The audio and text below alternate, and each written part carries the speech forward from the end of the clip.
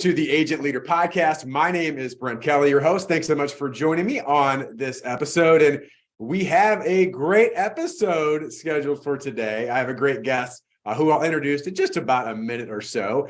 She will blow you away. No pressure guest who I'll introduce shortly. But we'll have a great background and just different level of experience in looking at agency development and growth and marketing. So if that's something you're looking for, stay tuned. Before I get into the guest and do a full introduction, I do want to mention, as always, the purpose of the Agent Leader Podcast is to help you, the agency leader, regardless of your specific role, to help you gain clarity, build consistency, and to make a commitment to become your best version possible. And for those video people, I always have to hold up a copy of our book, Best Version Possible. We continue to expand, enhance the best version possible experience. Oh, good. I'll ask my guest here in a second about that. She's got a copy of the book. But again, our goal is we enhance the best version possible experience with our agency partners, which one of those you're going to hear from today, is to always improve the alignment of the agency, the culture of the agency, to help with that, to help be a guide and navigate, to get producers in the green zone, which is producer productivity, to retain and replicate your best clients, and to help install a playbook that your agency can use, can be repeatable and effective. Another thing that our agency guest, I don't know if she'll talk about it today or not, but it's something they've done in their agency as well. So I do want to introduce formally our guest today, Mary Savage, who is Director of Marketing at the UNICO Group, based in the great state of Nebraska. And depending on when this gets released, we've had a few of our wonderful UNICO partners with us. Why? Because they got a lot of great people that can share some great knowledge with you, the agency leaders. So Mary, welcome to the Agent Leader Podcast. Thanks, Brent. I'm happy to be here today. All right. Well, Mary's got many, many skills, and we'll get to some of them, but we're not going to get to all of them because some of them probably, we're not going to discuss on the podcast. But Mary's multifaceted. And I was very excited to get Mary on. She's very involved, obviously in different ways at UNICO and marketing, but well even beyond what I would think many people think of marketing from that perspective. And I was actually talking to you, Mary, before we were having a conversation before we started recording. I said, you're not directly in sales, but you're always directly in sales. And so I want to talk a little bit about that. And maybe if you could just expand on what you do at UNICO, your role, how it's involved. Obviously, you're a top 100 agency, your best practice agencies. You guys do things really, really well. Explain to me your role, how it fits in, and what's your superpower? Well, thanks, Brent. As you said, my title is Director of Marketing at UNICO, but as you kind of mentioned, we take marketing a little bit maybe outside of what some other agencies might consider the role of the marketing team. And that was really just an evolution of realizing what UNICO needed to be able to grow and to be the best sales organization that we could be. So the marketing teams, we kind of talk about having 4 pillars, right? But primarily it's to foster growth and profitability for the company, right? So, you could say that about a lot of different departments within an agency, but specific to marketing, that's new business, retention, and to protect our brand. So there's some very traditional marketing things, obviously, that fit within that, but also we've kind of taken that to how do we directly make sure that we are supporting our sales team so that when they're out in front of the prospect and the client, that they look their best, that the materials that they put in front of them don't necessarily get in the way, but they also help lead the conversation in a way that we have it align with our sales process. So, there's a lot of other things outside of marketing, but I think that's where my role has kind of evolved. And then I'm in a lot of those conversations as we're going in to sell with new prospects, is talking about how can I align the pieces of marketing or any of the collateral we're going to show to that prospect or client to align that with the way that we want to sell that. And so that it helps lead us to being able to close that. Yeah, I love that. And again, you are, I know, in our relationship and coaching calls and conversations we have and getting to know you in different aspects and some of the networking events that we're part of, you're involved in a lot of different aspects, which I think is great. But what you said there really hits home because, again, there's a lot of ways, I guess, that people could define marketing. And maybe this is what I heard and what I see you do, but basically it's how can I help the salespeople sell more? And there's a lot of ways. You think of traditional marketing and some of the things, and I think it's all can have a positive effect. But you and your team are very directly involved, like you said, like for that advisor, you producer advisor at UNICO, the term you use. Basically, every step is how can I make this easier for them to do that. So I want to, if I could, I always ask about challenges that agencies have. And so I want to get into that, and because I know that is as well and great of a year you all just had at UNICO, which was fantastic. It doesn't mean there's not challenges, and even specifically challenges in your role of marketing and what you see from your perspective. So when you think of the challenges that you're facing at UNICO and even in your role, what jumps out at you, and what are some things that you are doing, your team is doing at UNICO to address them, Mary? Sure. When I was reflecting about this, I kind of thought about this from a marketing standpoint, but I think that this could apply to other places or other roles I have at UNICO as well. And I think this is a rut that a marketing team specifically can get into. And what I wrote down here is one of our number one challenges is from a marketing team is to be seen as an order taker. And so one of the ruts, and I talked to some of my colleagues in the industry, and this is something that we often think about is you hear from an advisor or a leader at a team and said, we need X, and you just order take, and you're just a short order cook, you just do it and you provide it. And so one of the challenges that we have, and we continue all the time to try and get better at this, is how do we then become part of the team? And I think at UNICO, between some work that I've done with the relationships I have with our advisors, being on the sales leader team, those kind of things, it helps that. But how do we be part of the team? Okay, you're asking for X. Okay, why are you asking for X? How is that going to support you in selling this? Well, it's because X, Y, and Z does it. Okay, well, that's maybe a good place to start, but let's ask some questions about how's the best way to provide this? I need this thing on a template. Why are you sending it in the first place? Does this already exist? Some of those kind of things. And so one of the ways that, I've done, and my team as well, is just building relationships with our advisors so that we're seen as a trusted team member and not as a service center. So again, like I said, UNICO has come a long way when it comes to this. I've been at UNICO for 7 years. And when I came in, we were still operating really as a smaller kind of small town agency. And that was when they brought on a director of marketing. They did that because they knew we needed to take some steps if we were going to get to the next level of our agency, right? We had really made a commitment to really refocusing on being a sales organization. And in the last 7 years, we've had an extreme amount of growth. And I thank our leadership team for thinking proactively about that. We thought about hiring some marketing teams. We hired some additional operations leaders that we hadn't had before. So we did a variety of things over that. But when I came in, the marketing team, we did have a couple of people there, but they were order takers. They were put this on this template. Here's the content, make it look pretty.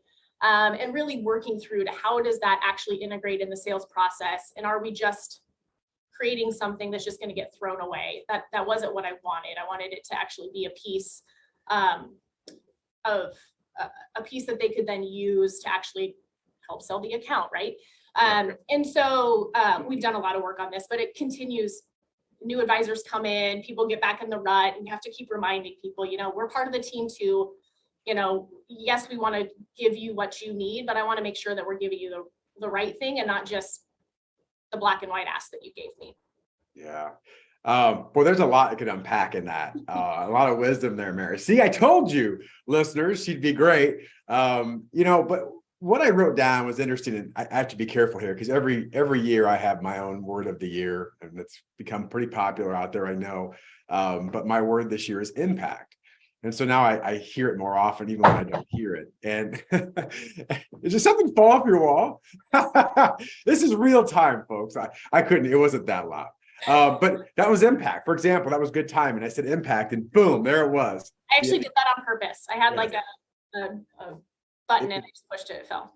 It's a special force, but it really is. And what you do and your team does around marketing, and I love that, is like, yes, we'll get stuff done that we need to get done. But I love it's like, but what's the impact of actually doing this?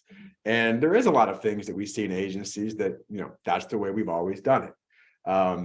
whether it worked or not, I don't know. That's the way we've always done it. And I love that, you and your team have challenged the advisors and challenged leadership to say, listen, why are we doing this? Which seems like a pretty innocent question. I've got a 5-year-old at home and I still get that. Why? And there are times as a parent that you're like, well, just because, right? And then you realize if you're really being honest with yourself, you're like, why am I doing that? It actually doesn't make any sense. That doesn't do anything. So I think what I love about that, Mary, and you guys as a sales organization you really brought that as part of the culture to question yourself, to challenge each other internally, not just to be difficult. And by the way, I do know very well your team at UNICO likes to give each other a hard time. That's good. That's fun. All right. In the right way. But part of that too is because you want to get better. Yes. And to get better, we've got to challenge each other. Well, tell me why you're doing that. Does that make sense to me? And if you can explain it, great. Maybe I missed it. But it comes back to this idea of, just doing a bunch of tactics without strategy is a bunch of noise sometimes. And so I love that you as a sales organization are doing that. And also the relationship we talk about as Sitkins of appreciation, of respect and trust goes a long way into that. So anything else that you want to add to that dynamics? I think it was a really important point you brought up. No, just bringing it back to that relationship is, I think insurance is about relationships. Yep. And although my client is probably the advisor versus my client being, the external client, it's all about relationships when it comes to that as well. If I hadn't done some of the work to prove that I was going to do what I said I was going to do, and by taking the approach that I take towards some projects and ending with a good product at the end, if I hadn't proven myself along the way, it's easy to say if you just walk in a room and be like, I'm just going to ask why. Well, that didn't work as well early on as it does now. Sure. Yep. Specifically. And that's because I have a personal relationship with most of these advisors. We've created some trust. They know I'm part of the team, all of those things. That's a great point. Right. Come in. Why? Because be quiet, right? You just got here. So you do have to earn that, earn the right. And it is about the relationship. And it's interesting because there's a lot of sales within a sale. And, we've said before, there's 2 sales, a sale to the underwriter, the sale to the client. I actually think there's probably 3 or 4. I think there's the sale for an advisor or producer individually. Do you really believe in what you're doing and why you're doing it? There's that internal thing. Then there's the team dynamic. And let's face it, our best agency performers like UNICO, they embrace that. It's team selling, whether it's a cross-selling or it's internal selling with, the account managers, the account executives and marketing team. It's this idea that, hey, do we all buy into this? There's a sale to be made there. And some of it's just a sale of an idea or the sale of the relationship along the way that, hey, I trust enough to value your opinion to help push me further in this. And I tell you what, when you get those things going, and then of course the underwriter and then the client, the client part becomes, I don't want to say the easy part because it's not easy, but the other stuff done right can make it much easier. So I think that's really impactful. All right. So I talked about the challenges. You guys have had a great year. Let's flip it to the successes. And again, from your vantage point, and I'm curious of whether it's the past year, recently, you can go wherever you want in this, Mary, but what would be a success or two or a success you would highlight? Why did it work? And what are you doing at UNICO to replicate that success? So maybe this is my personality, but I couldn't think of one thing that I wanted to share with you today, Brent. But when I kept thinking about this question, I thought, really, I think one of the successes that I've tried to embrace, as well as other leaders here, is just the mindset of continual improvement, right? So talked a little bit earlier about when I originally came on at UNICO, the leaders had made some efforts to put some things into place so that we could improve.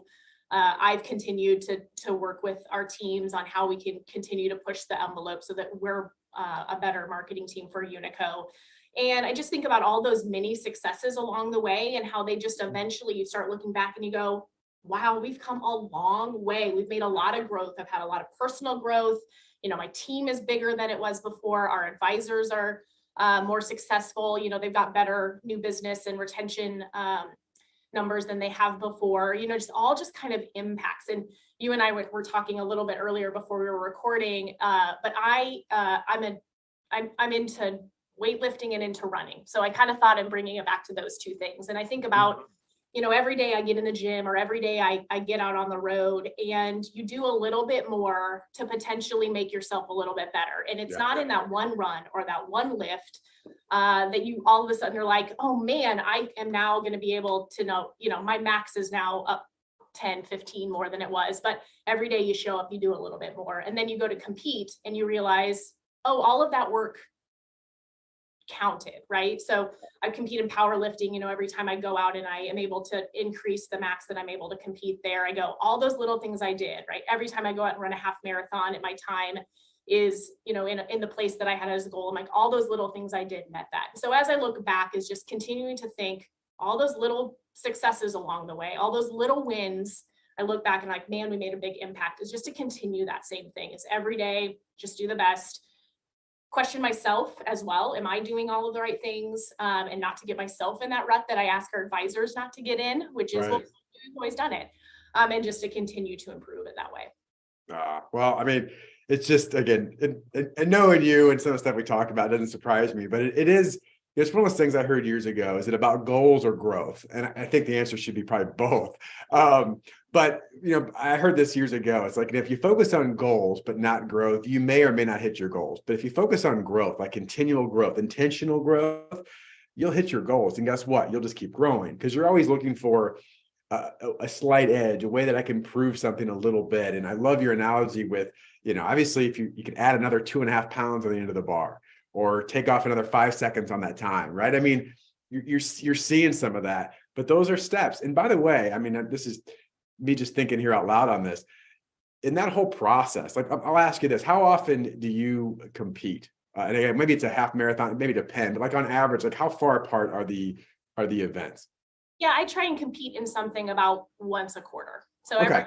every 3 to 4 months, I've got some sort of goal in mind that I like to have. I have like you're talking goals. Like, I like to have something that I'm training for. Yep. A reason to get in the gym. Sometimes the reason to get in the gym is just to, block out what happened in the day, but a lot of times it's for a goal. Yeah. I didn't know for sure, but you kind of hit where I was thinking. It doesn't have to be this, but I love, even whether it's quarterly or if you want to do semi-annual, but something that you can really measure your progress. And part of that too, though, is interesting, is that my guess is, and if I'm wrong, just tell me, there may be a week or two in there between training where you actually, at least the numbers don't progress. You may have an off week, right? Does that happen? All the time. Sure. Right. So part of that, just like in the insurance business, like you got 90-day metrics or semi-annual or annual goals.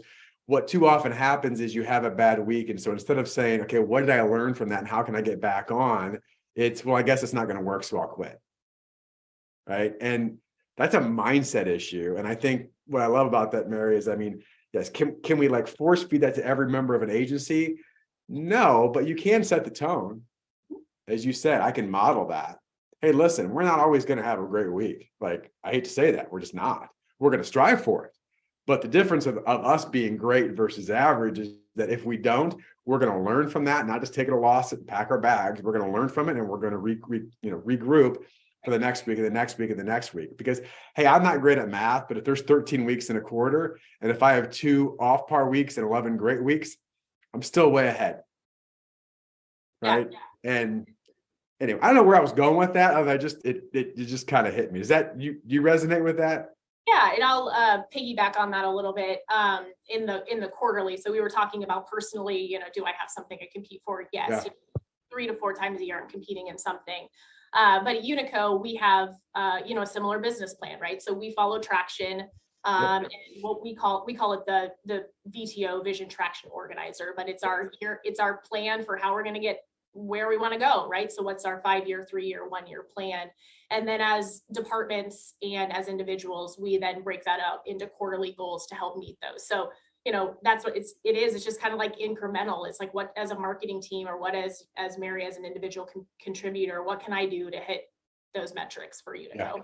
Yeah. And obviously, I'm familiar with working with you in traction, and we're familiar with traction at Sitkins as well. And we look at, in our coaching relationships, we look at things in 90 days, and you guys already have that set up to a degree. And what I love about it, and again, it just seems simplistic, and it gets simple but not easy, is that you can identify what we're trying to achieve and say, listen, what are the 2 or 3 core behaviors or things that must be done on a progression ongoing? And so, for a lot of people, we get one of the pitfalls I see in performance or results is not that they're not doing enough things. It's the fact they may be doing too many things that are sporadic, saying, listen, let's just filter down. 90 days, our goal is this. This is our big rock, right? This is our rock. So these are the 2 or 3 things that I have to do on an ongoing basis, and just keep chugging away and stay focused on that. So I think that's really, really good information there, Mary. All right, this is a bit of a selfish question when I ask members, but heck, it's my podcast. I can do what I want. So you have been with Sitkins for a while now and working with us. And I know I do find this interesting because there's a lot of different, we were joking before we were recording about all the different acronyms and things that we talk about, right? And there are some things that we do with agencies, we want to make an impact, back to that word, certainly. But there's certain things that some agencies really engage with and take deeper than others, which is great. So I'm curious from you, what do you see that UNICO's taken from our relationship? How has that benefited UNICO? And, give me an overview of that. Yeah. So I initially, when I was thinking about this, was again thinking about it with my marketing hat on, and then we can have a conversation a little bit further as to how it's impacted UNICO. But specifically for me, as I have gotten involved with your group and attended your sessions and trainings, the aha moment I had was with the Risk Concierge Program. And that kind of that ties back to marketing. Is for years we talked about this, right? I'd been asking the why. How do we make sure that our marketing is really in line with the way that we're selling and we are continuing our relationship with our current clients, and hadn't done it as well as I wanted to. And I think everybody could say that. I started digging into how you guys approach the Risk Concierge program and how you think through the stages and all of those sort of things. And I had an aha moment about how this would look at UNICO, and really started then kind of just penciling it out. And timing wise, the good, the bad, is it all kind of aha'd to me in the middle of COVID. And the marketing team specifically had time on our hands that we had not had before to really dig deep on how to put all the pieces together. So as I kind of thought through, okay, here's the theory that Sitkins has. How does this fit at UNICO? How does this look based on what I know about our best advisors and why they're successful? And just kind of started putting the pieces together, put our marketing plus some additional pieces in there, really put it together. And what at UNICO we call it the Ascent program. We're elevating your experience or taking you to the top of your mountain, all the marketing words, but a big thanks to some additional team members for thinking through the creatives of that. And I kind of just had the vision of, okay, I know what I want this to look like at the end. Let's start putting it together. Right. But that really, once we got that, those marketing pieces to align with that, and then in our sales meetings, we started training on the process of what the stages look like through our unique selling system. Right. All of the things started clicking. Really, they did. We had been doing some really good things prior to that, but all of those things came together. We came out, and this also kind of like we all came out of COVID as well. And now we had some additional marketing to help sell virtually that we didn't have before. So everything really kind of came together, and that was my aha moment. We definitely want to continue to make some improvements on adhering to that program, and we all have places to learn, but when that came together, that was when I was like, Sitkins really was thankful for the trainings that I had received to get that one put together. Well, and you guys, I mean, I love that you guys did it, right? I mean, there's a lot of that that you could have tools and resources and things, and we love to provide those, but to take it and to kind of figure out how we're going to piece that together with our culture. And we're obviously very proud of Risk Concierge and the playbook that our private client members like UNICO have access to. But it's interesting of how agencies take it and piece it a little bit differently for your culture and your vision of things and how that works. And then I think it sounds so obvious, but it really is missed. I know you know this too, and being around in the agency world, is the preparation and training that goes around that. I mean, yes, I overuse sports analogies, but I know you're a sports fan, Mary. But I mean, it's simple as like, could you imagine your beloved Iowa State Cyclones having no offensive playbook? And I know you're gonna I don't know if you saw us play last year, but that was what was happening. I know that. I realized as I was saying that, I'm like, she's probably gonna be like, well, maybe they didn't. But okay, a college football team not having any offensive playbook, let alone then if they had one, not practicing around it. Right. I mean, and quite frankly, a lot of agencies, it's maybe there's a concept or an idea. We kind of sort of do this. Like we kind of sort of run this offense, and then once in a while we may talk about it or maybe do a little preparation. And then we can't figure out why we're not getting these great results. Well, I don't know. You tell me. So I love what you guys have done with that and having that playbook in order. So very good. All right, Mary, are you ready for my last question that I love to ask all of my guests? And I get a variety of responses, and there's never a wrong answer here. It's only your answer. So I'm excited to hear where you're going to take this. But I'll phrase it as I always do. I think we can learn so much from our own experiences. And, actually, as I'm recording this, I'll just say it because today is my birthday. I don't know when this will be released. Brent, I wish I'd known that before. No, that's okay. I don't really want to talk about that. I was just thinking about it. I'm like, oh yeah, you kind of reflect on your birthday. But today's my birthday. But for any of us, you look back and, the question is if you were having a conversation with the younger Mary, right? And maybe as you're starting in your professional career, seems to be a good time. I mean, post some of the educational things that you're going through, but you see the younger version of Mary on the street, right? I don't know what that person's doing, but you come face to face and she says, wow, older version of me. You got 30 seconds, give me one, and you don't have to give me 30 seconds, but give me one piece of advice that you could tell me right now that would be most helpful to me as I progress this younger version of me. So what would you tell your younger self, Mary? I don't know if I would have listened to myself, to be honest. Maybe that's what I would have told myself to people.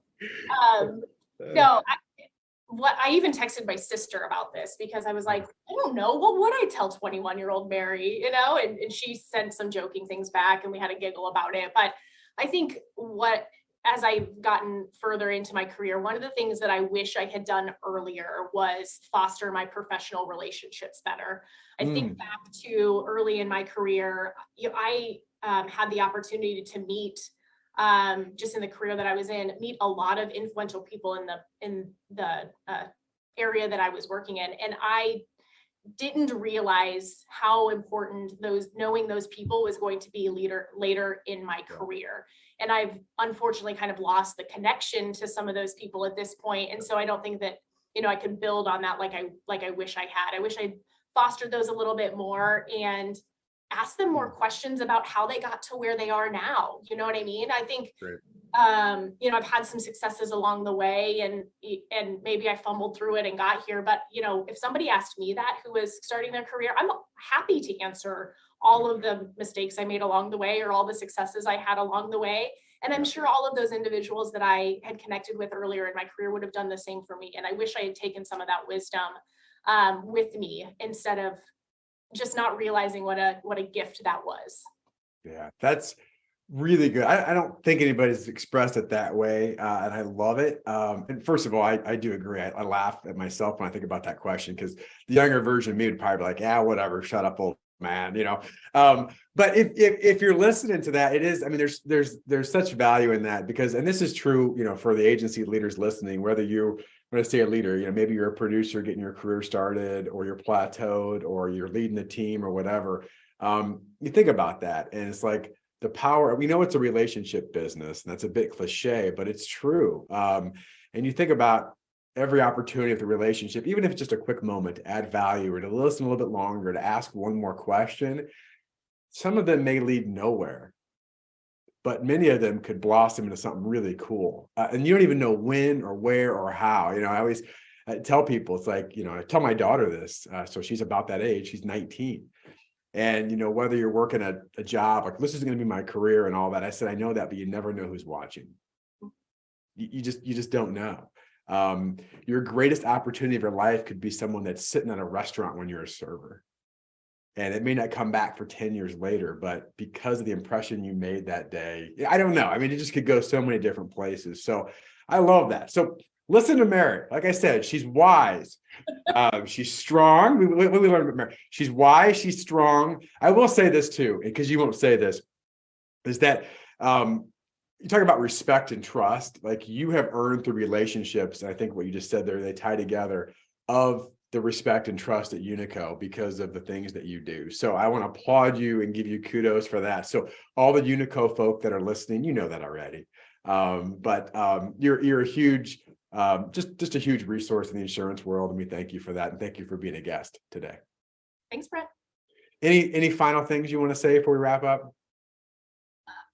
You can cut this if you want, but Iowa State plays Kansas this weekend, and I'm a huge basketball fan, and that's a big game. So this is probably going to go past that, but go Cyclones. That's okay. Well, so basically, my guess when this is released, it'll be post. So if Iowa State wins, yeah, what is that? It'll be this. Maybe it'll be pro right before the second time they play. But whatever. Well, again, so we get it. But hey, I totally understand. And the football team struggle, but your basketball team is on fire right now. So hey, listen, take what you can get, right? I won't mention anything about the recent Illinois Nebraska game either because no one cares. But I saw you picked up your cup right when I was saying that had a big eye on it. So this one?